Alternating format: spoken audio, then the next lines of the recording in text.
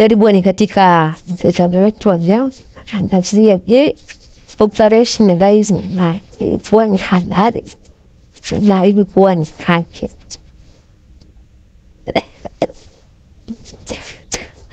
Tuangazie kwa nini Israel imeamua kuishambulia Iran muda huo sasa.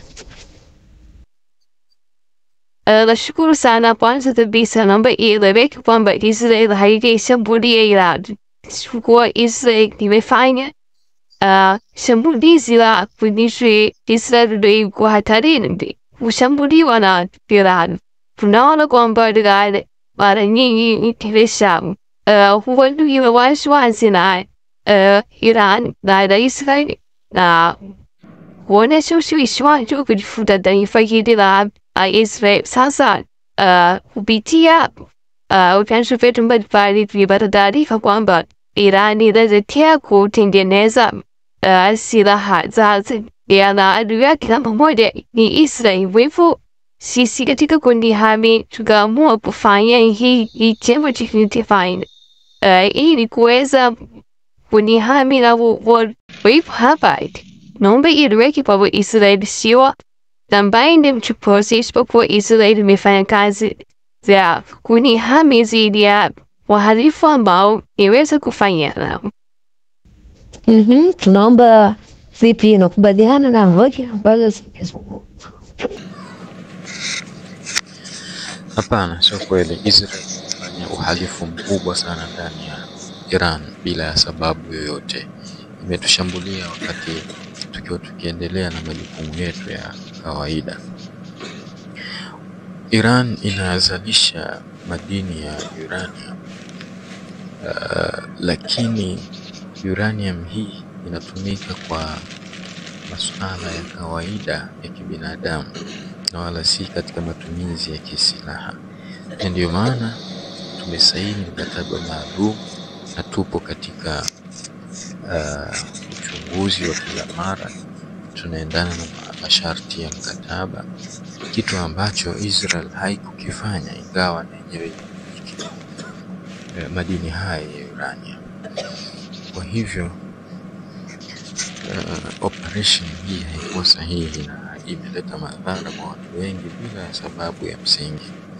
Haikuwa sahihi kabisa, na nafikiri kutakuwa kuna lengo lingine nje kwa nchi hii ya Israel katika kushambulia nchi ya Iran, kwa sababu dai la kwamba tunaenda kuzalisha silaha za nyuklia si la kweli, na si leo Iran inaanza kumiliki madini haya ya uranium na tunayatumia katika masuala mbalimbali ya kibinadamu.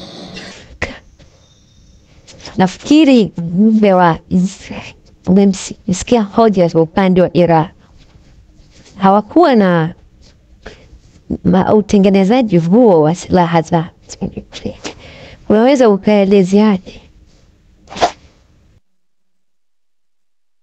Kama nilivyoeleza awali, lengo letu kubwa Iran ilikuwa ni kuteketeza na kuifanya isiwezi kutengeneza silaha hizi za nyuklia.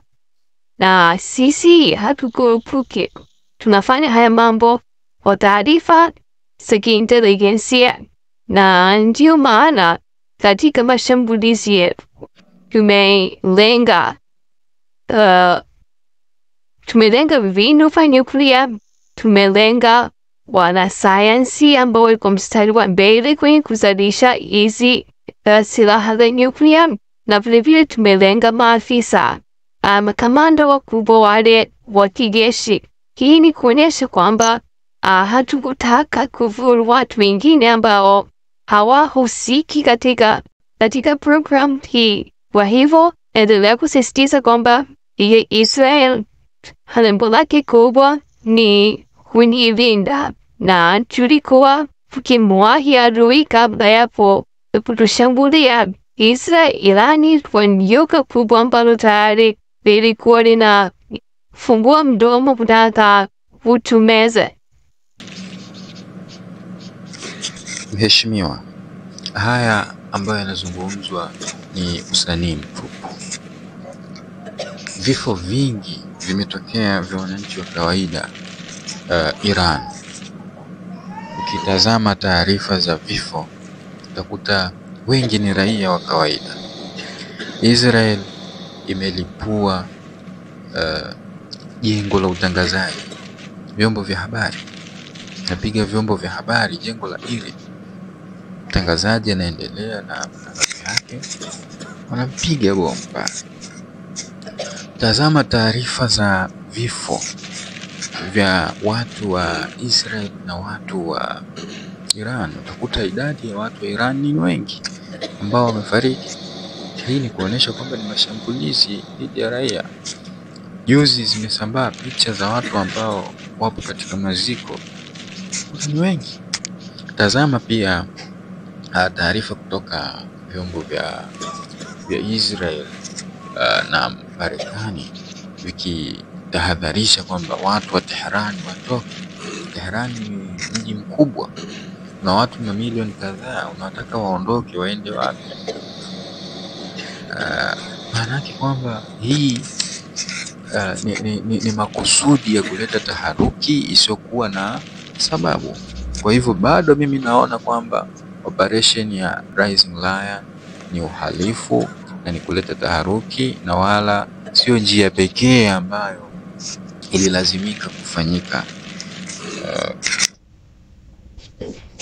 Sawa, napenda kusema kwamba sikiliza hoja za